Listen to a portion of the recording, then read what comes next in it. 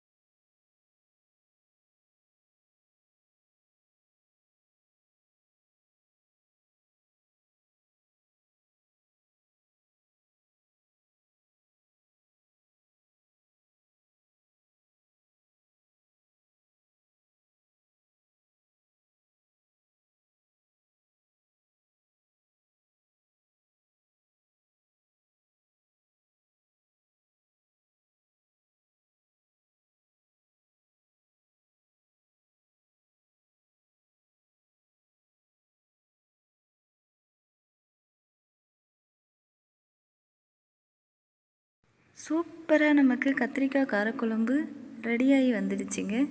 செம்மையாக வந்திருக்குங்க.